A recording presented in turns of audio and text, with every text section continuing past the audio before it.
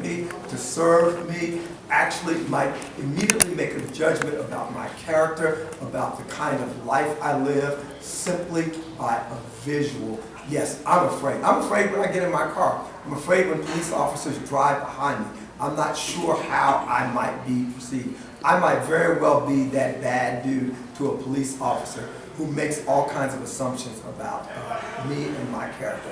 That's frightening. I just don't believe, had that happened in a predominantly white part of town, and we had a white male who was blonde, whose car seemed to be stalled, I don't believe that the immediate impression that an officer or any of us would have about that person would be to call him or her a bad dude or a bad person.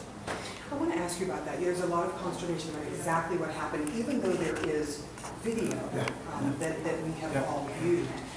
The police officer's attorney says, well, she felt she was in danger because he was not listening to commands and he reached into a window. What did you see? I saw a man who was walking away from the police officers, with his hands in the air. It appears that he turned toward his car. My impression was that he was actually leaning against the car so as to position himself to not be a threat. That's my interpretation of what happened. So now we know he wasn't reaching into a window because the window was not open. I did not see anything in that video that suggests that the police officer should have viewed Terrence Crutcher as a threat. So there's something that happened that wasn't captured on film because the police officer failed to turn on her dash cam. So we don't know what happened there. But even when the police in the helicopter showed up, they seemed to suggest, well, he has his hands up for you now. So I don't know why there was a need on the part of the officer to shoot to kill. I didn't see it.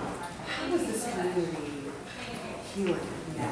What is this community doing that has changed things? It's not turning into, there's no violence that has been perpetrated here at all. We have great leaders. We have people in our community who are giving voice to our anger. We have people in our community when we begin to rise up and feel a sense of aggression who said, hey, hold on. If you look at some of the marches that have been held here in Tulsa, there have been leaders who have stepped in when the situation seemed to escalate to actually de-escalate the situation, to keep people focused on expressing their anger in ways that are not destructive. So I thank God for the good leaders that we have here in our community, in the African American community in particular, but even more widely, leaders have said, no, we're going to stop at the point of violence.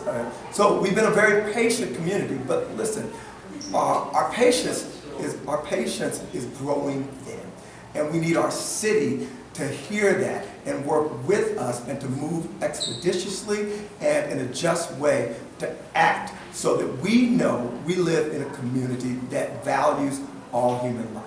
When you looked out, last question, when you looked out at the crowd tonight, there were hundreds of people here. What did you see? Who did you see in that crowd?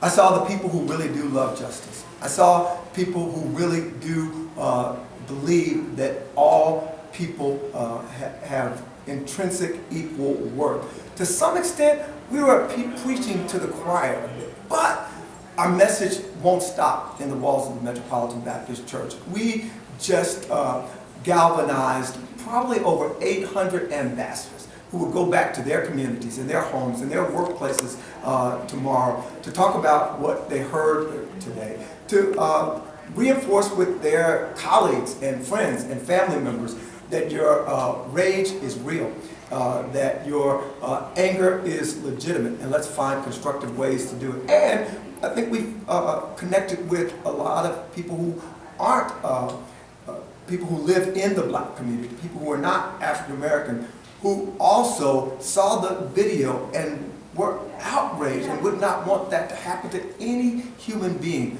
Those people will be particularly strong ambassadors because they will talk to their white brothers and sisters and educate them around this notion of implicit bias and the way that it often leads to death and negative outcomes for black people and other people of color. Thank you so much. Thank you for being here today. Thank you. Great job.